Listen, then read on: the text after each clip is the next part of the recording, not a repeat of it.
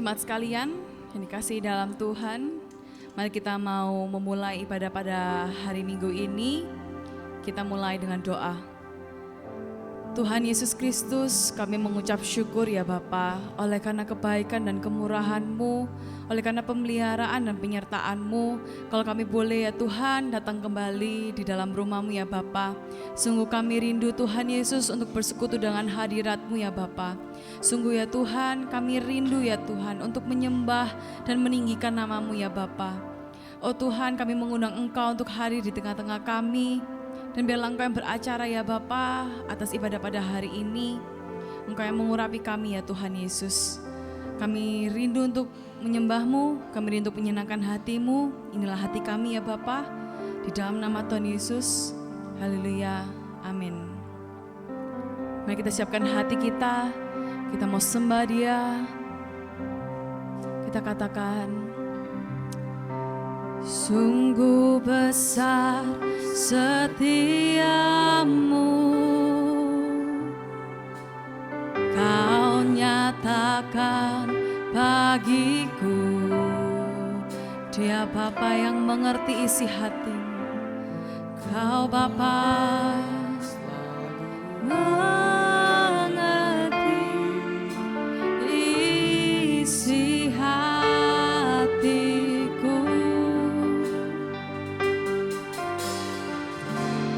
Kemuliaan-Mu Kau janjikan, aku tetap percaya, ku percaya janji-Mu ajaib terukir dalam kehidupanku. Ku berserah di dalam kekuatan-Mu, ku percaya.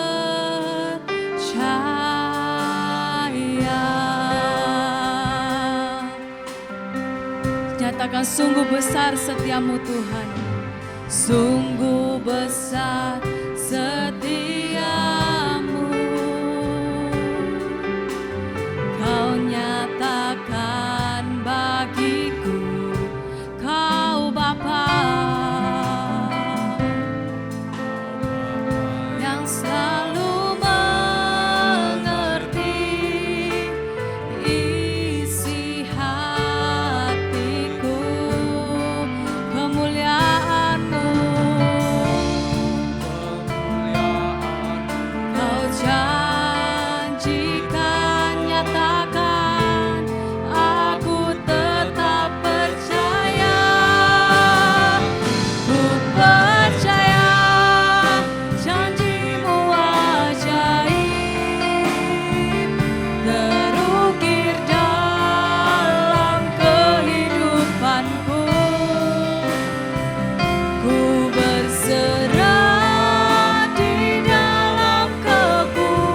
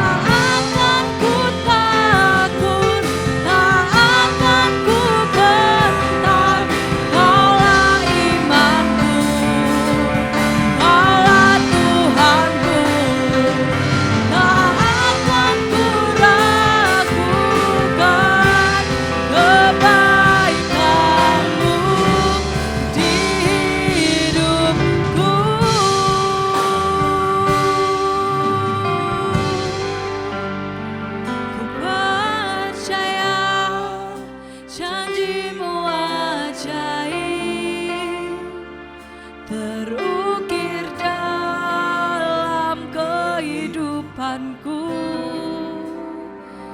Ku berserah di dalam kekuatanmu.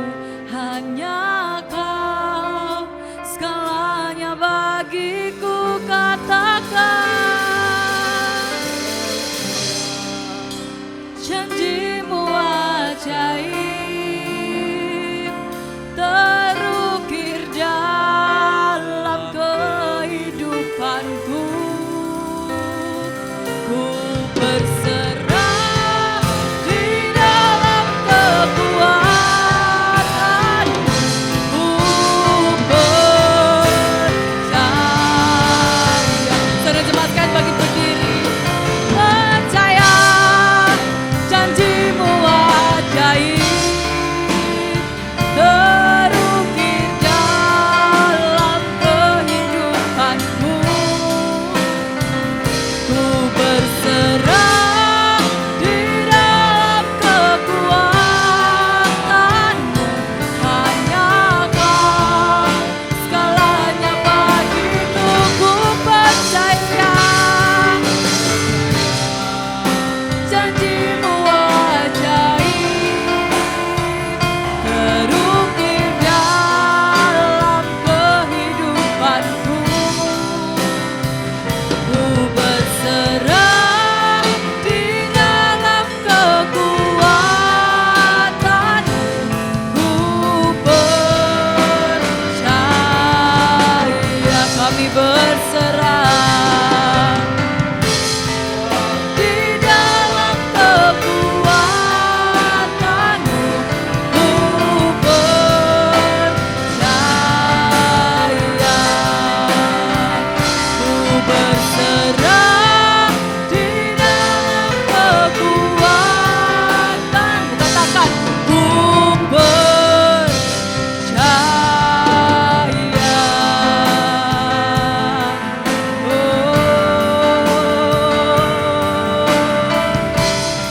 Mari sembah Tuhan, nyatakan imanmu padanya. Mari sembah Dia.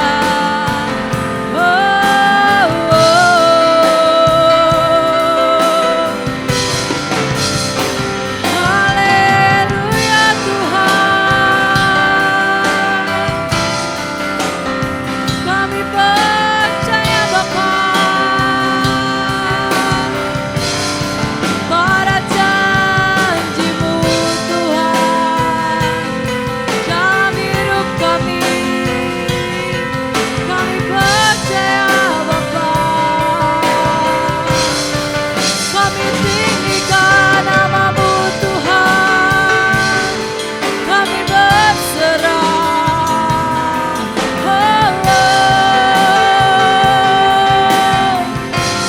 Sebab hanya Kau yang layak diagungkan dan Kau yang layak disembah. Tiada yang lain Bapa, hanya Engkau Yesus. Kami menyembah-Mu Tuhan.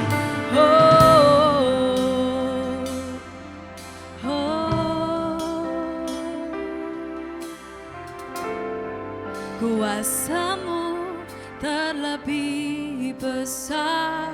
Katakan dari hatimu, Tuhanku terlebih besar. Dia tak pernah terlambat. Janji-Mu ya Tuhan menolong hidupku. Nyatakan kuasa-Mu besar, Tuhan kami besar, tak pernah terlambat. Janji-Mu ya Tuhan pulihkan hidupku. Sama-sama kita angkat tangan, kita katakan kuasa-Mu Tuhan lebih besar.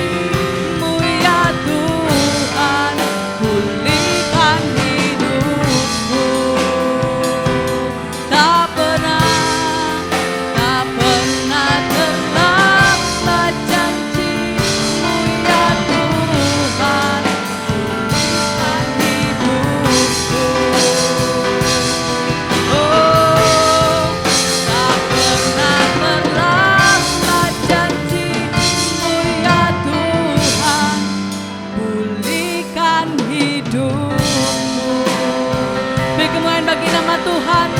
Disoso bagi namanya. Haleluya Yesus Kristus. Sungguh Tuhan, Kau Allah yang besar, Kau Allah yang mulia. Kami ingin mengagungkan nama-Mu dengan lebih lagi ya Bapa. Bala ya Tuhan, Engkau yang mencurahkan sukacita-Mu, berkat-Mu ya Bapa atas ibadah hari dari awal hingga akhir. Bisa ya Tuhan berjalan dengan baik. Kami rindu ya Tuhan bersorak-sorai bagi nama-Mu, sebab Kau Allah yang besar ya Bapa. Terima kasih Bapa, di dalam nama Tuhan Yesus semuanya siap memuji nama Tuhan, sama-sama katakan amin. Mari kita bersorak-sorai bagi nama Tuhan. Mari kita bertepuk tangan bagi namanya. Haleluya.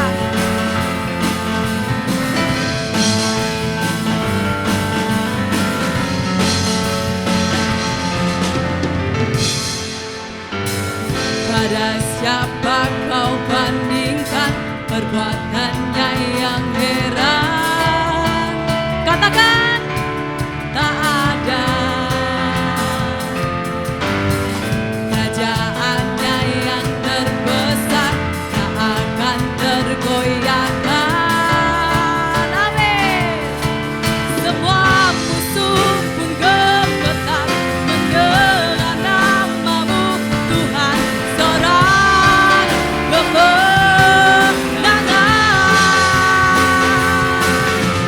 Sungguh tak tertandingi, tak ada yang setara denganmu. Hanya Yesus Tuhanlah yang terhebat, jauh melebihi dari penguasa di dunia.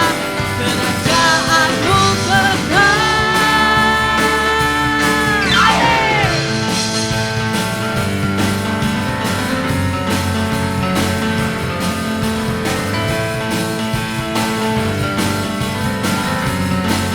Sama-sama kita naikkan pujian. Pada siapa kau bandingkan perbuatannya yang heran? Tak ada. Kerajaannya yang terbesar tak akan tergoyahkan. Semua musuh pun gemetar mendengar nama-Mu Tuhan. Sorak kemenangan. Sungguh tak tertandingi, haleluya, setara denganmu. Hanya Yesus Tuhanlah yang terhebat dan jauh melebihi dari penguasa di dunia. Kerajaan-Mu kekal. Mari menari bagi Tuhan. Tak tertandingi, amin. Tak ada yang setara denganmu. Hanya Yesus Tuhanlah yang terhebat dan jauh melebihi dari penguasa di dunia. Kerajaan-Mu kekal. Sekali lagi katakan. Sungguh tak tertandingi, dan tak ada yang setara denganmu. Hanya Yesus Tuhanlah yang terhebat dan jauh melebihi dari penguasa di dunia. Kerajaan-Mu kekal. Amin.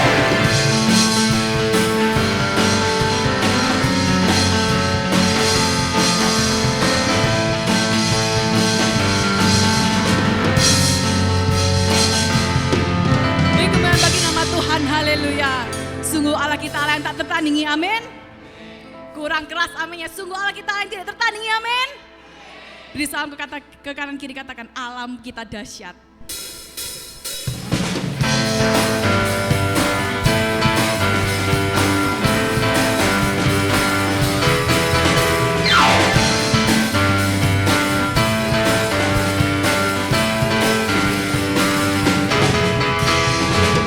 Dari utara ke selatan, mendengar pujian bagi Allah.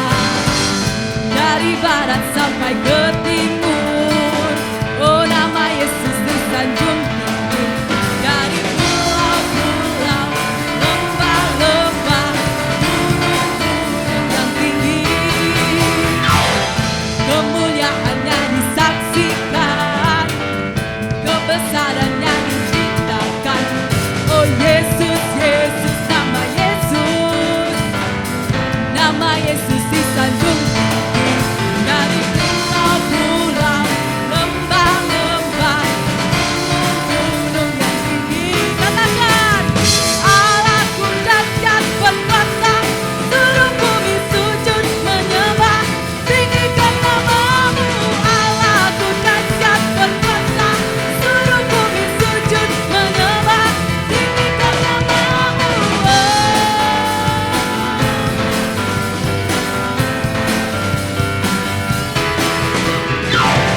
Dari utara ke selatan terdengar pujian bagi Allah.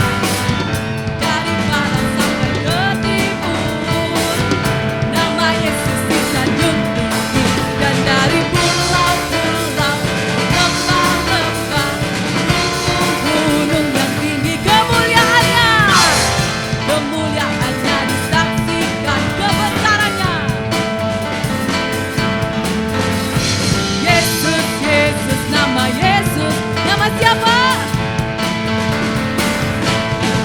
Dan dari pulau-pulau, lembah-lembah, gunung yang tinggi, Allahku dahsyat berkuasa, seluruh bumi sujud menyembah, tinggikan namamu. Allahku dahsyat berkuasa, seluruh bumi sujud menyembah, tinggikan namamu. Allahku dahsyat berkuasa, seluruh bumi sujud menyembah. Allahku dahsyat berkuasa, seluruh bumi sujud menyembah. Katakan bersama, Allahku dahsyat berkuasa, seluruh bumi sujud menyembah. Tinggikan namamu. Allahku dahsyat berkuasa, seluruh bumi sujud menyembah. Tinggikan namamu. Allahku dahsyat berkuasa, seluruh bumi tinggikan namamu. Allahku dahsyat berkuasa, seluruh bumi sujud menyembah. Tinggikan namamu.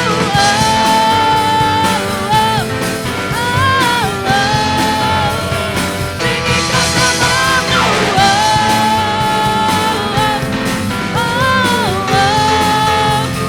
Tinggikan namamu.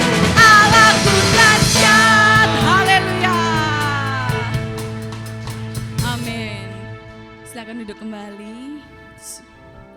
Mari kita mempersiapkan yang terbaik bagi Tuhan. Kita mau berikan persembahan kita. Mari kita sama-sama menaikkan pujian ini.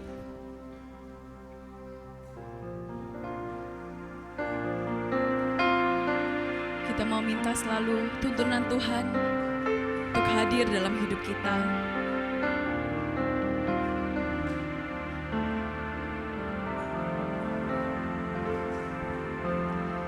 Setiap saat, setiap waktu, ku perlu Kau, Roh Kudus. Genggamlah erat tanganku, ku mau hidup dalam kebenaran.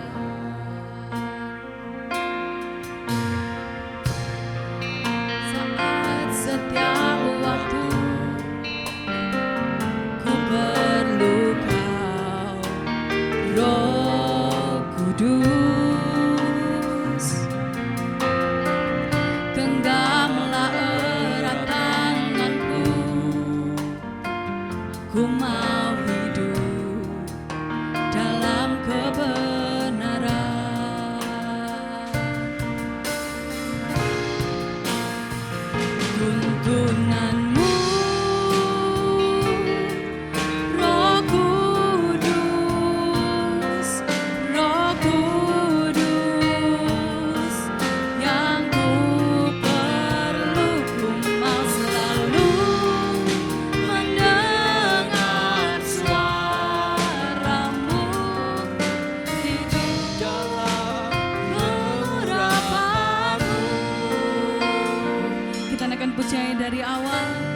Tuhan setiap saat, setiap waktu Tuhan. Saat, setiap waktu ku perlu Kau, Roh Kudus, genggamlah erat tanganku. Ku mau hidup dalam kebenaran. Tuntunanmu Tuhan, tuntunanmu, Roh Kudus, Roh Kudus, yang ku perlu. Ku mau selalu mendengar suaramu, hidup dalam pengharapanmu. Tuntunanmu, Roh Kudus, Roh Kudus, yang ku perlu. Ku mau selalu mendengar suaramu, hidup dalam pengharapanmu. Mari kita sama-sama menaikkan pujian dari awal, seorang jemaat kembali berdiri. Kita naikkan. Setiap saat, setiap waktu, katakan, ku perlu Kau, Roh Kudus.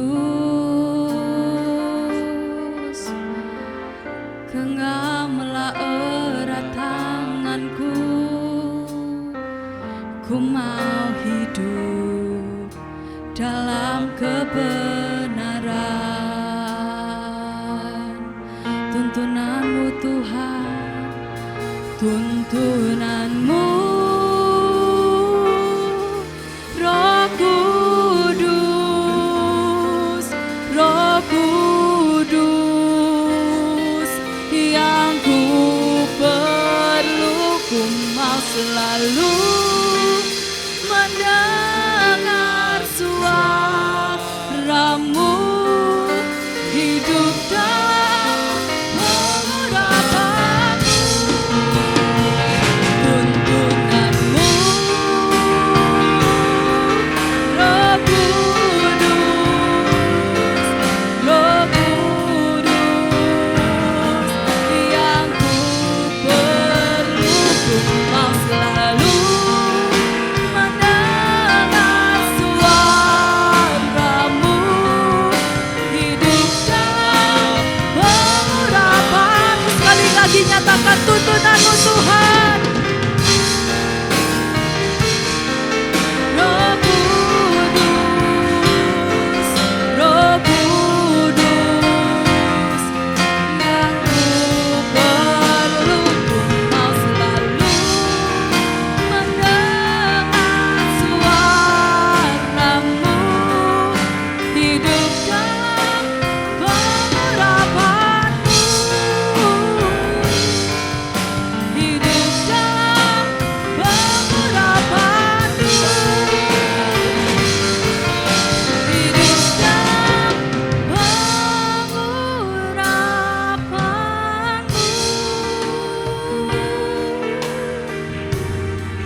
Terima kasih Tuhan. Sungguh ya Bapa, tuntunanmu yang kami perlukan dalam hidup kami ya Yesus. Terima kasih Tuhan kalau kami boleh melewati 1 bulan pertama di tahun 2024 ini ya Bapa. Sungguh kami perlu ya Tuhan tuntunanmu untuk sepanjang tahun ini. Dan biarlah ya Tuhan, tuntunanmu dapat kami selalu dapatkan ya Tuhan Yesus, ketika membangun hubungan dengan Engkau. Dan ketika kami mendengarkan firman-Mu ya Bapa. Oh Tuhan, tiba saatnya kami akan mendengarkan kebenaran firman-Mu ya Yesus. Kau yang urapi, Kau yang tutup bungkus hamba-Mu yang akan menyampaikan firman-Mu ya Bapa. Kau yang pimpin hamba-Mu, beri kekuatan sehingga firman disampaikan pada kami dapat menghidupkan roh kami kembali ya Bapa. Tutup bungkus kami juga ya Tuhan Yesus. telinga kami dan hati kami, agar kami bisa mendengarkan suara-Mu ya Bapa, dan melakukan kebenaran firman-Mu dalam kehidupan kami. Terima kasih ya Tuhan, kami siap mendengarkan firman-Mu di dalam nama Tuhan Yesus, haleluya, amin. Puji Tuhan, kembali saudara akan diberkati oleh Tuhan Yesus melalui firman-Nya. Sekali lagi waktu firman Allah disampaikan, saya minta supaya jemaat perhatikan ya. Kalau saya menyampaikan firman Tuhan juga sering saya ulang-ulang karena itu sesuatu yang penting. Ya. Misalkan salah satu contoh ya, di atas itu ada tema firman telah menjadi manusia. Di dalam Yohanes 1 ayat 1 dikatakan, pada mulanya adalah firman. Firman itu bersama-sama dengan Allah. Dan firman itu adalah Allah. Nah, banyak yang tidak paham. Terus mengatakan, kenapa saya ulang-ulang? Saya ulang-ulang supaya paham. Ya, saya ulang-ulang saja, banyak yang nggak paham. Lah saya sebagai gembala tentu bertanggung jawab. Ya, saya menyampaikan firman Tuhan itu memang berbeda ya. Ada dengan gereja-gereja lain, ya. Misalkan mereka mengajarkan kepada jemaat supaya hidup diberkati itu seperti apa. Ya. Nah, kalau saya mengajarkan supaya jemaat itu mengenal Allah dengan benar itu seperti apa? Ya, ini memang beda. Ya.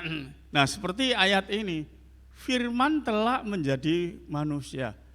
Ada yang mengatakan, loh, firman itu kan Allah. Lah Allah kok jadi manusia? Maka seringkali saya jelaskan, iya. Ya. Tapi jangan disalahartikan. Firman telah menjadi manusia bukan berarti Allah berubah jadi manusia. Bukan. Ya. Nah, firman atau Allah ya itu mengadopsi ya sifat kelemahan-kelemahan manusia, yaitu manusia Yesus yang dilahirkan oleh Maria. Kalau Yesus sendiri adalah Allah, disalib ya nggak bisa mati. Allah itu nggak bisa mati. Ya Allah itu roh.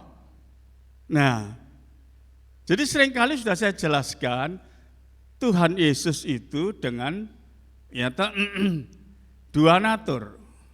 Satu pribadi, yaitu pribadi ilahi Allah, ya, dan yang kedua adalah pribadi manusia. Manusianya inilah yang naik ke salib untuk menebus dosa manusia. Kalau Allah naik ke salib ya nggak bisa mati. Nah, ini supaya bisa dipahami. Ya, jadi sekali lagi Tuhan Yesus itu dengan dua natur. Natur ilahi yaitu Allah itu 100%. Ya. Natur manusianya, kelemahan-kelemahannya manusia ya bisa mati. Ya, manusia mana ada yang nggak bisa mati. Ya. Nah, itu yang naik ke salib. Ya. Begitupun juga ada yang mengatakan, saya sering kali mengulang-ulang.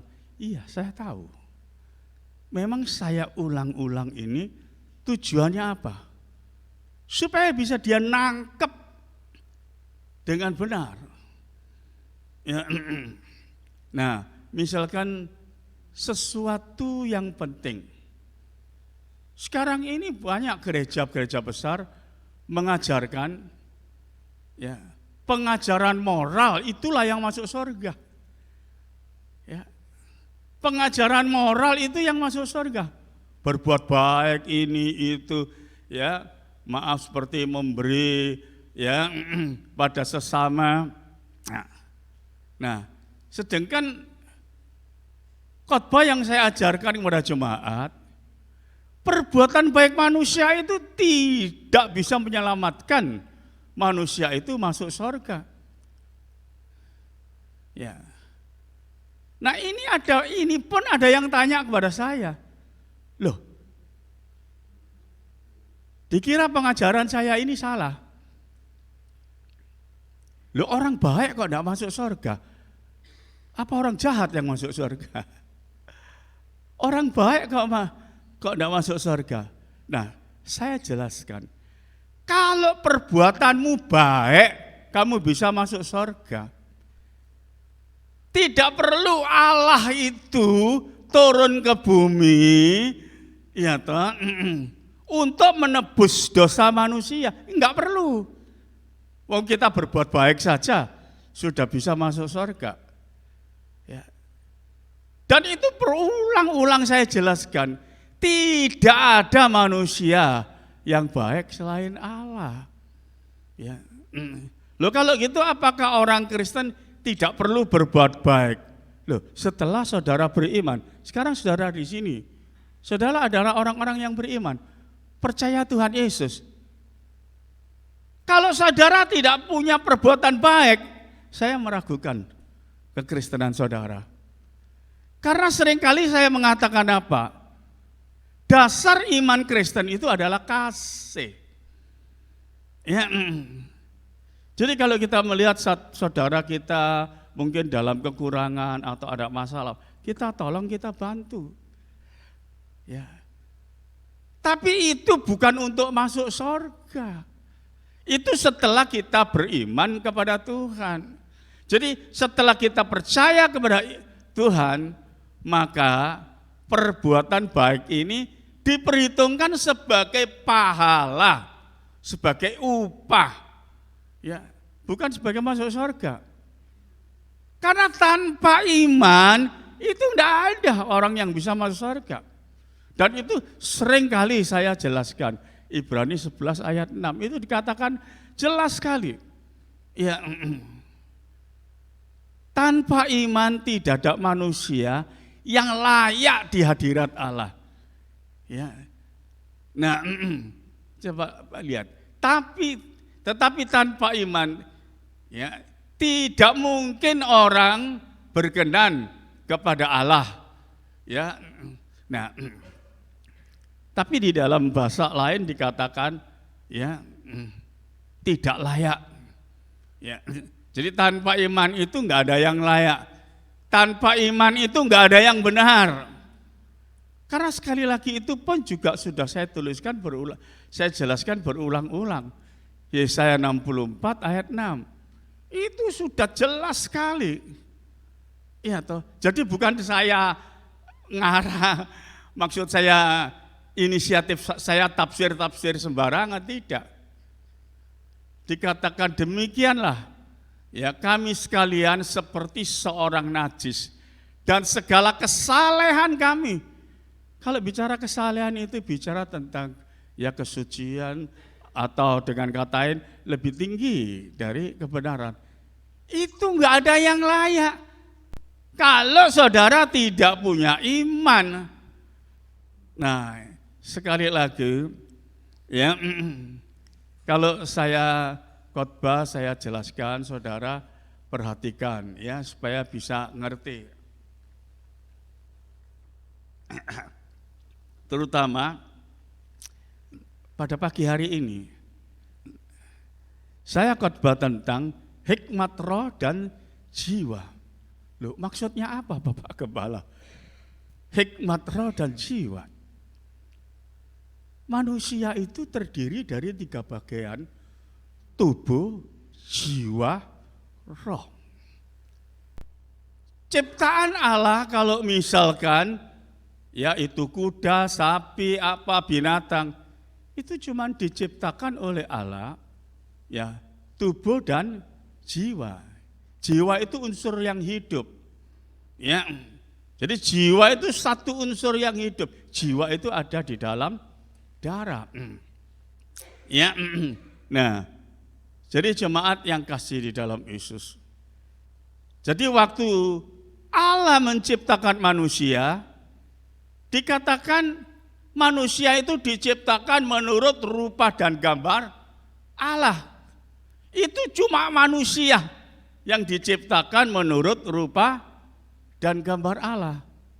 Maka waktu manusia diciptakan dengan tubuh dan jiwa, ditambah lagi satu, menjadi seperti Allah. Firman Tuhan mengatakan apa waktu penciptaan itu? Allah meniupkan di lubang hidung Adam. Itulah roh Allah. Ya. Nah, jadi kita akan melihat. Ya. Itulah sebabnya di dalam Kejadian 3 ayat 7, tolong dibaca. Kejadian 3 ayat 7. Maka terbukalah mata mereka berdua, dan mereka tahu bahwa mereka telanjang. Lalu mereka menyemat daun pohon ara dan mengenakan cawat. Akibat dosa, mata rohani Adam itu buta. Mata jasmani terbuka. Jadi dengan kata lain, saat Adam jatuh di dalam dosa karena memberontak melawan Allah, ya, maka kita melihat akibat dosa, kesempurnaan Allah pada Adam itu lenyap. Ya, Adam itu asalnya adalah manusia rohani. Ya. Adam adalah manusia rohani, menjadi manusia jasmani. Manusia roh menjadi manusia daging. Jadi kesucian Adam waktu diciptakan itu seperti Allah, luar biasa. Ya. Mata rohani Adam itu bisa melihat Allah. Tapi waktu jatuh di dalam dosa, mata jasmani tercelik. Dia tidak bisa melihat Allah. Itu kalau kita melihat, coba baca yang selanjutnya, yang ayat ke-8. Ketika mereka mendengar bunyi langkah Tuhan Allah yang berjalan-jalan dalam taman itu pada waktu hari sejuk, bersembunyilah manusia dan istrinya itu terhadap Tuhan Allah di antara pohon-pohonan dalam taman. Puji Tuhan. Ya. Nah, Adam tidak bisa melihat Allah. Tapi kepekaan Adam ya, bisa mendengar suara langkah Allah. Ya. Jadi jemaat yang kasih di dalam Yesus, hati-hati. Ya, saudara adalah umat pilihan Tuhan. Ya. Dan saudara adalah umat ketebusan Tuhan. Ya.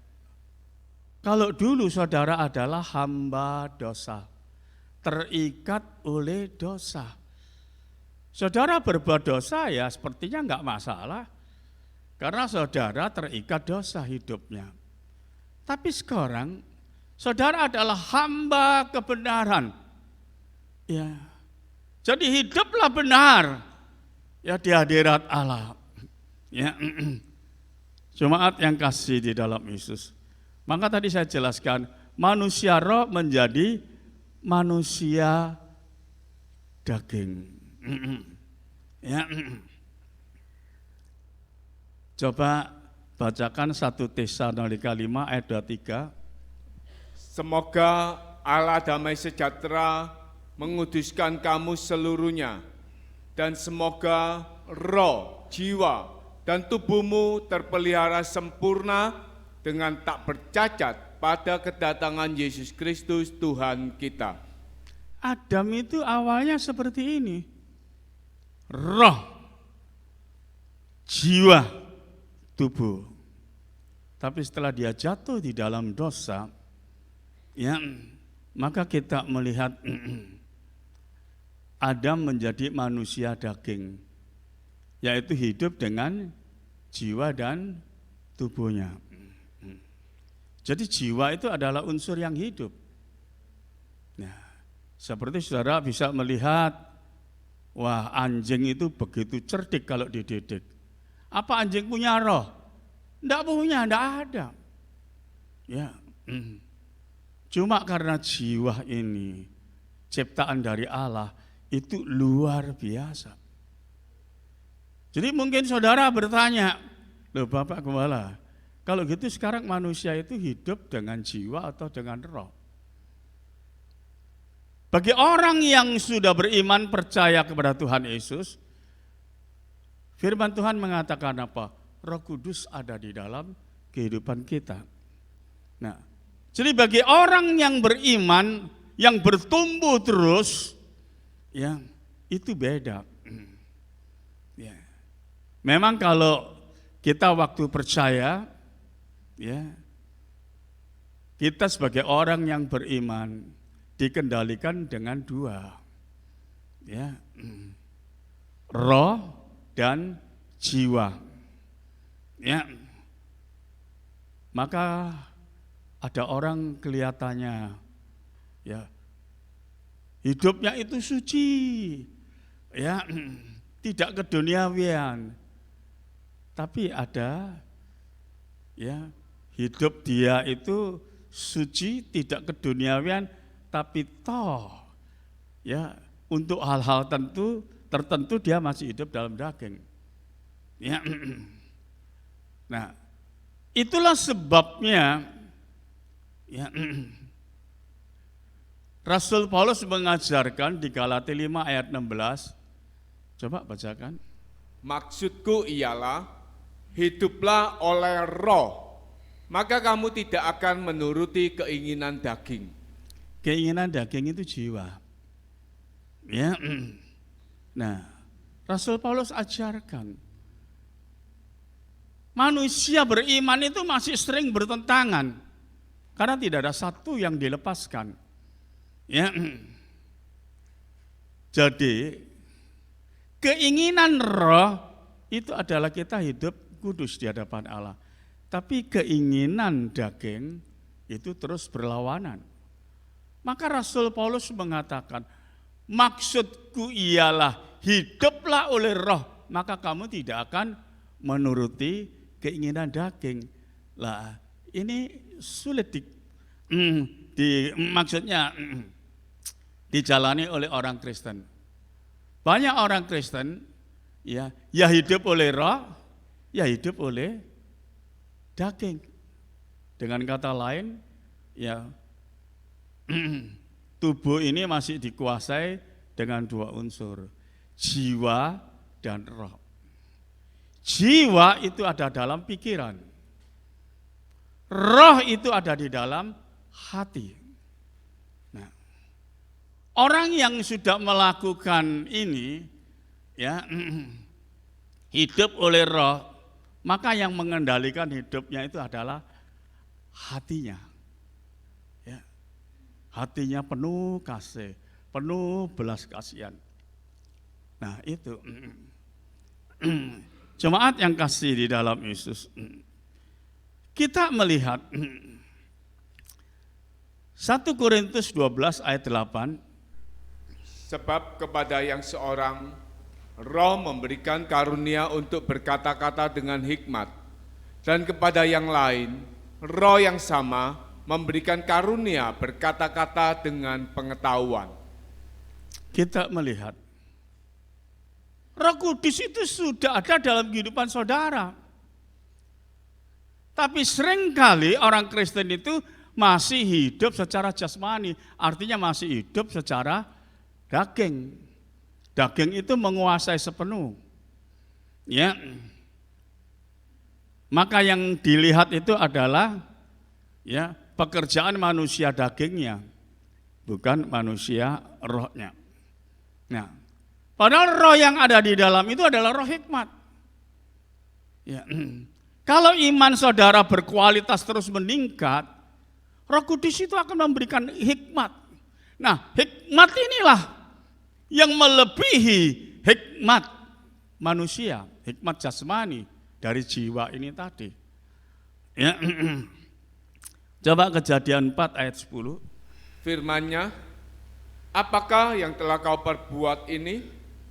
Darah adikmu itu berteriak kepadaku dari tanah. Darah adikmu itu berteriak kepadaku dari tanah. Yang berteriak itu apa? Ini Habel dibunuh oleh kakaknya sendiri, Kain. Ya. Allah berkata kepada Kain, Kain, di mana adikmu?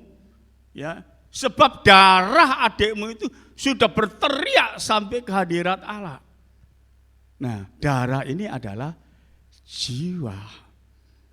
Ya, Imamat 17 ayat 14. Karena darah itulah nyawa segala makhluk. Sebab itu aku telah berfirman kepada orang Israel, darah makhluk apapun janganlah kamu makan, karena darah itulah nyawa segala makhluk. Setiap orang yang memakannya haruslah dilenyapkan. Darah itulah nyawa. Ya, artinya unsur kehidupan. Ya, dari binatang itu. Ya, jadi ada satu perbedaan. Ya, kalau jiwa ya itu darah. Ya, di dalam darah. Tapi kalau roh, saudara saya rasa sudah mengerti. Ya, itu sudah saya jelaskan berulang-ulang. Roh itu ya adalah seperti udara. Ya. Jadi kalau kita melihat percakapan ya Nikodemus dan Tuhan Yesus, dikatakan apa? Ya. Engkau tidak tahu angin itu datang dari mana, pergi mana. Itu bicara roh. Maka Adam ditiup oleh Allah ya dengan rohnya.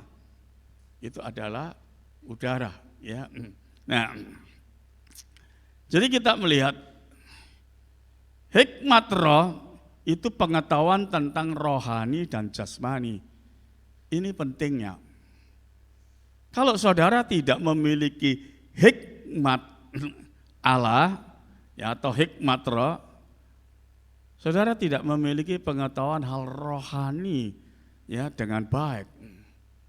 Ya, saudara mungkin cuma dapat pengetahuan waktu saudara sekolah. Ya. Nah, coba Yohanes 14 ayat 17. Yaitu roh kebenaran.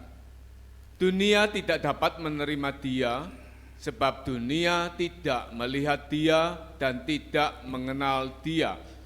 Tetapi kamu mengenal dia, sebab ia menyertai kamu dan akan diam di dalam kamu. Roh Kudus itu diam di dalam orang beriman, tinggal di dalam orang beriman. Ya, nah ini perhatikan. Jadi hikmat roh itu memahami tentang sorga dan dunia. Sorga tidak bisa dipahami dengan intelektual manusia. Sorga hanya bisa dipahami dengan hikmat roh. Manusia jasmani itu kaya di dunia, tapi miskin di sorga. Tapi tipu daya iblis itu luar biasa. Yang dikejar oleh manusia ya itu adalah kekayaan dunia ini. Padahal itu sifatnya sementara. Ya. Manusia rohani itu kaya di dunia, juga kaya di surga. Nah, saya akan berikan contoh orang yang memiliki hikmat roh yang melebihi hikmat ya dari jiwa atau hikmat jasmani. Kita semua sudah tahu dan kita tidak usah membuka ya ayatnya. Contoh, hikmat Salomo karena dia memiliki hikmat Allah. Ya. Hikmat Yusuf yang masih muda karena dia memiliki hikmat roh atau hikmat Allah. Hikmat Daniel, hikmat para rasul, ya itu luar biasa. Ya. Coba bacakan 1 Yohanes 2 ayat 27. Sebab di dalam diri kamu tetap ada pengurapan yang telah kamu terima daripadanya. Karena itu tidak perlu kamu diajar oleh orang lain. Tetapi sebagaimana pengurapannya mengajar kamu tentang segala sesuatu dan pengajarannya itu benar, tidak dusta. Dan sebagaimana ia dahulu telah mengajar kamu, demikianlah hendaknya kamu tetap tinggal di dalam Dia. Ya, zaman para nabi-nabi, ya, pengurapan itu dengan minyak atau dengan kata lain lambang Roh Kudus sendiri, ya, memberi hikmat dan kuasa untuk melayani. Kalau pada zaman dulu itu nabi, ya, itu diurapi oleh minyak, itu lambang Roh Kudus. Maka pelayanan para nabi itu, ya, melayani dengan kuasa Allah. Ya, itu luar biasa. Contoh saja, ya, yang kita sudah tahu, murid Yesus yaitu Rasul Petrus. Ya, bayangannya saja orang sakit bisa sembuh. Sekali khotbah 3.000 jiwa. Ya. Nah, karena kita melihat ada satu urapan yang luar biasa. Nah, dikatakan ya. Nah, selanjutnya, zaman sekarang, zaman perjanjian baru, manusia beriman mendapat kasih karunia Tuhan Yesus. Saudara ini sangat beruntung loh. Saudara ini sekarang percaya karena mendapat kasih karunia Tuhan Yesus. Manusia rohani dengan hikmat Roh Kudus, itu saudara. Kalau saudara mau menikmatinya, seringkali saya berkata, ya toh, perhatikan firman, ya toh, supaya firman ini akan membawa, membimbing, memberi sesuatu yang baru dalam kehidupan saudara. Hingga saudara bukan menjadi orang Kristen yang rata-rata, tapi menjadi orang Kristen, ya, yang berkualitas. Ya. Nah, hikmat Allah itu mengetahui hal rohani dan jasmani, artinya pengetahuan hal sorga dan dunia. Banyak orang Kristen hanya memiliki kepintaran hal jasmani, tapi bodoh dalam hal rohani. Karena ya, dia tidak memiliki hikmat Allah. Yang dimiliki cuman adalah hikmat, ya, manusia, hikmat jasmani. Itulah sebabnya di dalam Yakub 1 ayat 5, tolong dibaca. Tetapi apabila di antara kamu ada yang kekurangan hikmat, hendaklah ia memintanya kepada Allah yang memberikan kepada semua orang dengan murah hati dan dengan tidak membangkit-bangkit, maka hal itu akan diberikan kepadanya. Allah itu Bapak saudara. Saudara itu adalah anak-anak Allah. Ya. Allah saudara, Bapak saudara itu kepingin saudara itu pinter. Ya. Allah itu kepingin saudara memiliki hikmat roh atau hikmat Allah. Maka dikatakan, kalau di antaramu yang kekurangan hikmat, mintalah kepadaku. Ya, Allah akan berikan. Nah, itulah sebabnya seringkali saya berkata, ada dua hal yang sering saya katakan berulang-ulang. Ya, jangan saudara merasa diri saudara itu, ya, saya ini orang baik. Ya, saya ini orang benar. Ya. Hingga saudara miliki ya, apa yang saudara miliki itu saja. Padahal ada satu hikmat Allah, hikmat Roh Kudus. Jika saudara memiliki itu, ya itu akan terjadi sesuatu yang berbeda kehidupan saudara sebagai orang Kristen dengan orang Kristen lain. Ya. Nah, kualitas hidup ya rohani itu lebih tinggi dari kualitas hidup jasmani. Ya. Khususnya seorang pengajar, misalkan seorang hamba-hamba Tuhan, dia harus memiliki hikmat Allah. Ya, supaya dia bisa ya membawa umatnya ini mengenal Allah dengan benar, memiliki satu hubungan pribadi yang baik, ya. Juga dengan kata lain, supaya tidak ya tafsir kitab suci itu keliru. Seringkali saya melihat ya banyak yang ditafsirkan itu keliru. Ya. Misalkan salah satu contoh, ada yang bertanya pada seorang pendeta,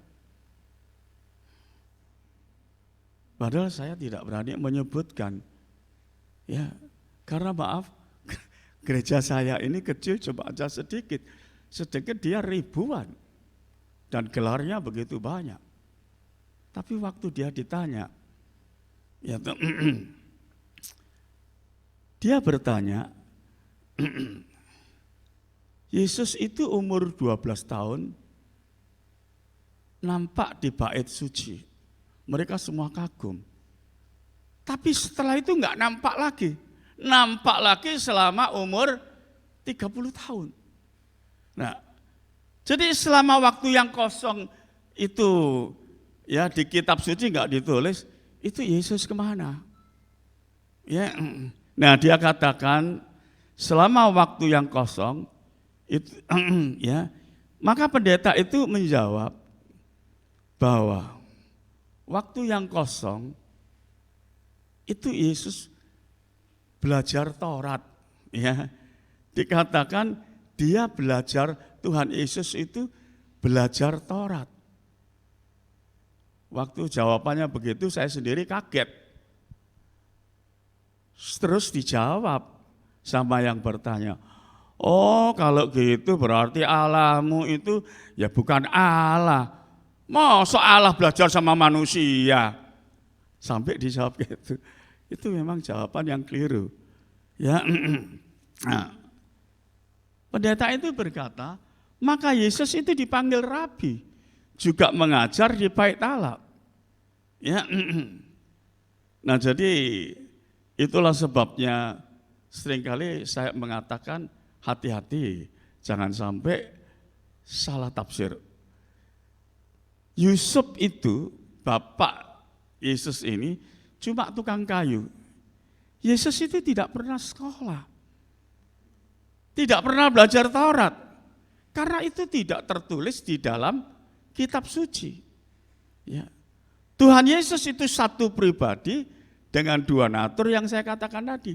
Ada natur ilahi sebagai Allah, ada natur manusia. Ya.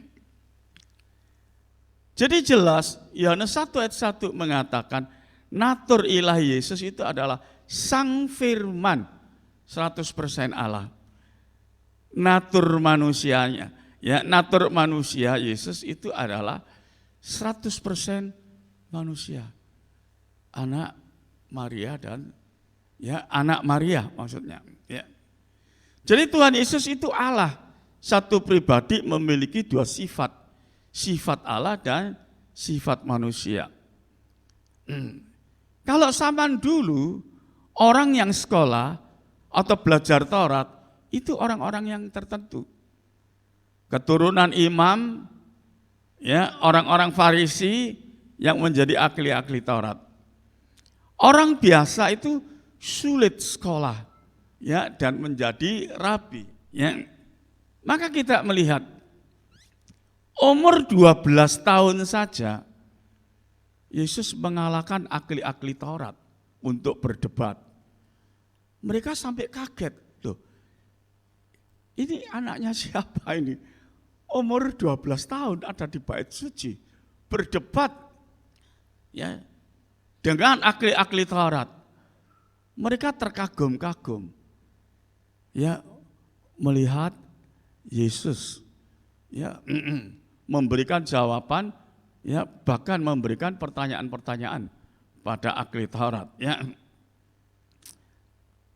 Nah, inilah hikmat Allah yang melebihi hikmat manusia. Ya, kita melihat, ya, coba bacakan Kisah Rasul 4 ayat 8, nanti disambung ayat 13. Maka jawab Petrus penuh dengan Roh Kudus, "Hai pemimpin-pemimpin umat dan tua-tua." Ketika sidang itu melihat keberanian Petrus dan Yohanes dan mengetahui bahwa keduanya orang biasa yang tidak terpelajar, Tidak pernah sekolah itu, heranlah nelayan. mereka. Dan mereka mengenal keduanya sebagai pengikut Yesus. Mereka cuma tahu, ini pengikut Yesus, nelayan ini. Dan diketahui mereka tidak pernah sekolah, tidak berpendidikan. Tapi waktu berdebat dengan ahli-ahli Taurat, imam besar, mereka tidak bisa apa-apa. Ya, nah, kalau diawali dari pembacaan pertama tadi dikatakan, Petrus penuh Roh Kudus. Itulah roh hikmat. Ya, jadi jemaat yang kasih di dalam Yesus, mereka tidak mampu melawan pengetahuan murid-murid yang memiliki hikmat Allah. Nah, kalau kita juga melihat di dalam ayat lain tentang Salomo. Salomo itu menguasai dunia dengan hikmat Allah.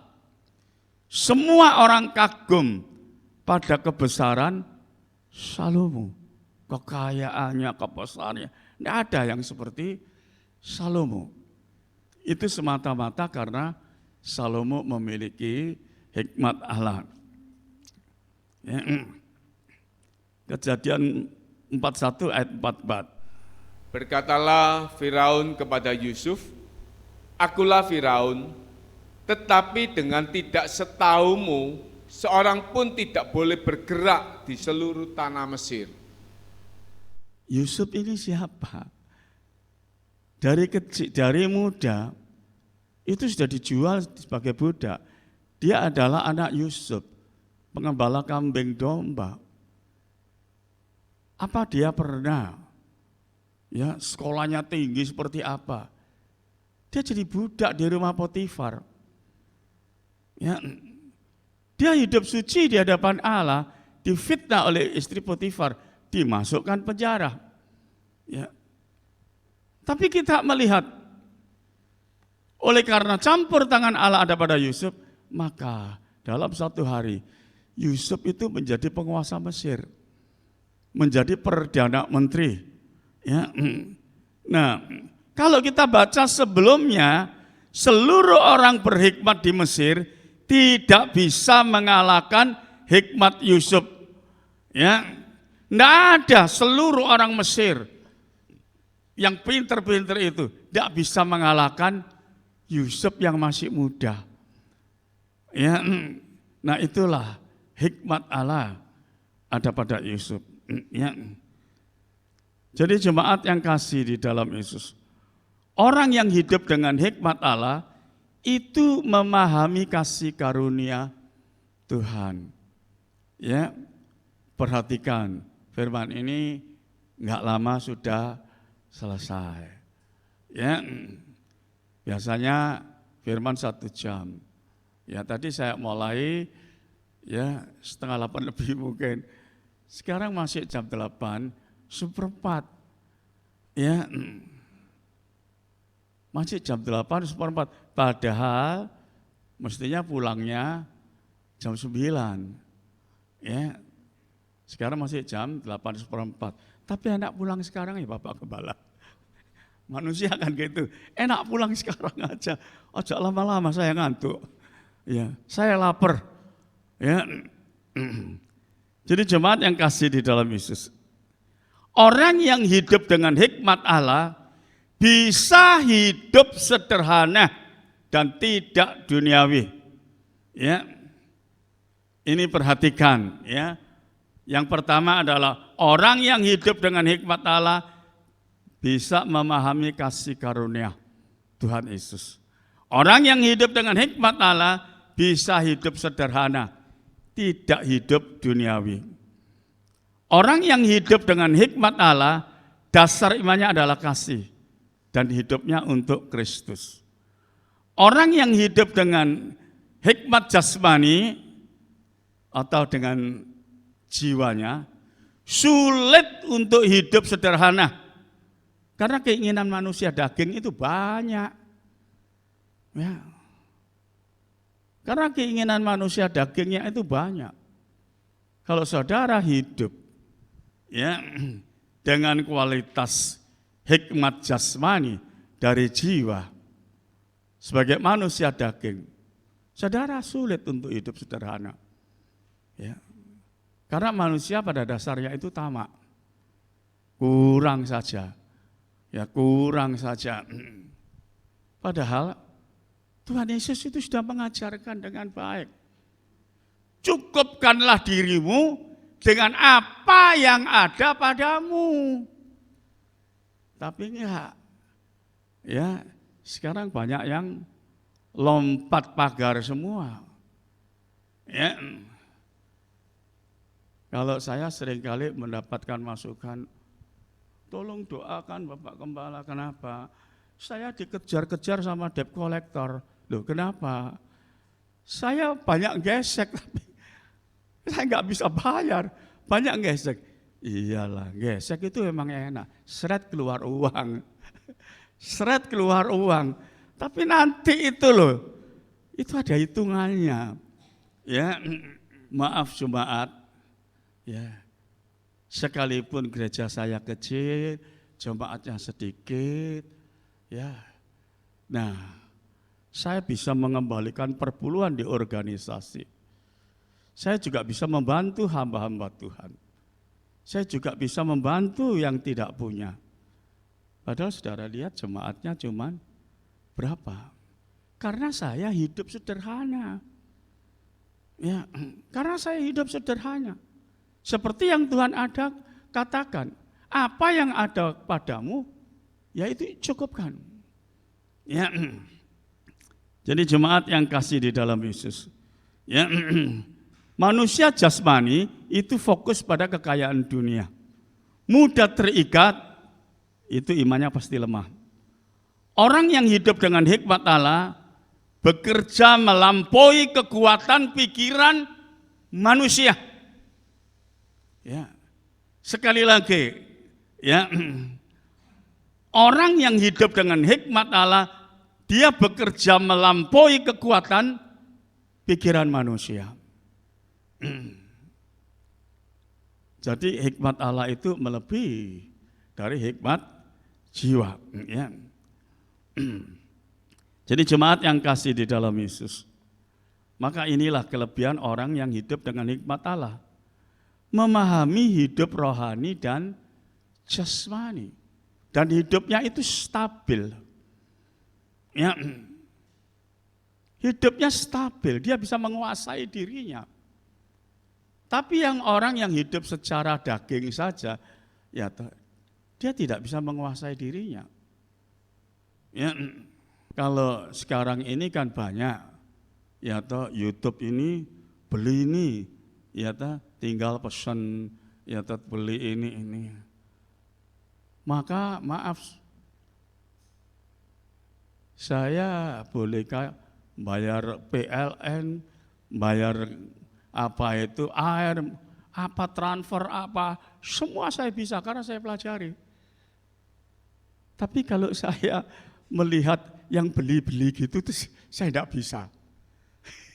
Jadi Bapak Gembala, tolong aku, saya mau beli sepatu ini ya, Mbak, tidak ngerti saya tidak ngerti begitu. Ya, bahkan kalau beli makanan, ya saya lagi nggak enak badan, beli makanan apa, suka suruh Jesslyn. Ya, saya tahu, ini Bapak Gembala kok nyuruh aku terus. Kadang tempo nyuruh aja. Ya, Bapak Gembala, apa? Sok sih nggak bisa. Masa gojek makanan gitu, ini nggak bisa. Ya, nah, jadi yang saya inginkan itu adalah jemaat itu hidup dengan tertib, ya, nama Tuhan bisa dimuliakan, ya. Puji Tuhan, Tuhan Yesus memberkati. Ya, 8:30 kurang 10 loh ini. Cuma saya ngomongnya pelan, mungkin sudah ada yang ngantuk-ngantuk, kok lama, ya. Tapi Tuhan memberkati kita semua, ya. Bapa di surga, kami mengucap syukur. Pagi hari ini kebenaran firman-Mu datang kepada kami, supaya kami belajar bagaimana kami hidup dengan pimpinan Roh Kudus yang sudah Engkau berikan kepada kami untuk tinggal di dalam hati kami. Dan supaya hidup kami ini Tuhan, tidak dikuasai oleh akal budi kami yang memikirkan kepentingan-kepentingan daging kami. Tuhan, biar kami belajar terus bagaimana kami hidup ini berkenan di hadapan-Mu dan hidup dengan tuntunan ilahi.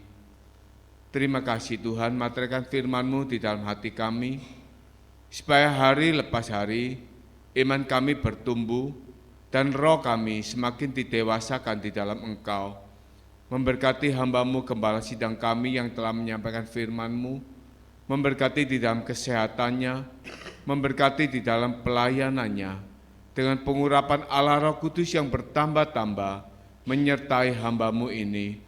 Memberkati Tuhan di dalam pelayanan pengembalaannya di tempat ini, memberkati umat-Mu, setiap kami yang pagi hari ini datang untuk bersekutu, Tuhan, untuk mempermuliakan nama-Mu, untuk menikmati kebenaran firman-Mu sebagai makanan rohani kami. Terima kasih Tuhan Yesus, hanya di dalam nama Tuhan Yesus kami mohonkan semua ini doa. Haleluya, amin. Jemaat dapat duduk kembali, sambil persembahan yang kedua dijalankan. Jadwal ibadah gereja saya sampaikan. Jadwal ibadah gereja di gereja ini dimulai setiap hari Selasa, yaitu dengan ibadah wanita jam 4 sore, dilanjutkan dengan ibadah doa puasa setiap hari Kamis jam 9 pagi sampai selesai. Lalu kita ada doa malam melalui online, yaitu lewat Zoom setiap hari Jumat jam 7 malam. Hari Sabtu ada ibadah kaum muda atau youth setiap jam 7 malam sampai selesai. Dan seperti pada hari ini ada ibadah raya Minggu jam 7 pagi. Minggu depan ibadah raya tanggal 4 Februari akan disertai dengan perjamuan suci. Mari kita mempersiapkan hati dan diri kita. Pengumuman lain tidak ada. Mari kita sama-sama mengakhiri ibadah ini. Kita menaikkan pujian El Shaddai.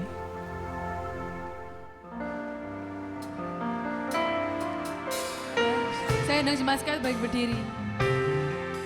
El Shaddai, Allah Maha Kuasa.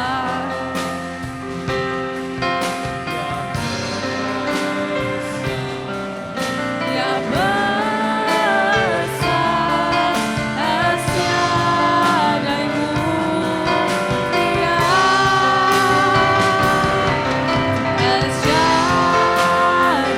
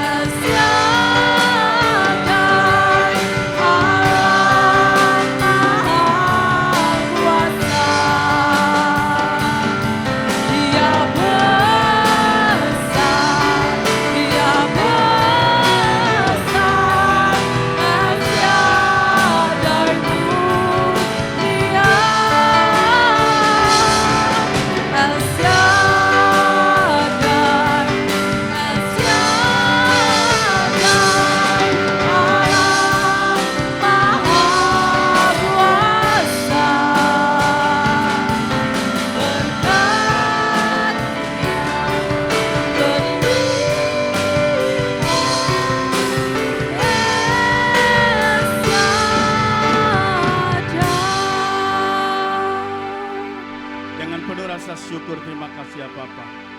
Oleh kemurahan-Mu, Tuhan Yesus memberkati pada pagi hari ini. Melalui firman-Mu, iman roh kami kembali teguhkan. Memberkati leader singer, memberkati yang main musik. Memberkati seluruh jemaat yang hadir pada pagi hari ini dengan berkat-berkat yang terbaik. Berkati iman rohani mereka, berkati hidup ibadah mereka, berkati kesehatan mereka, berkati rumah tangga mereka, berkati keuangan dan pekerjaan mereka.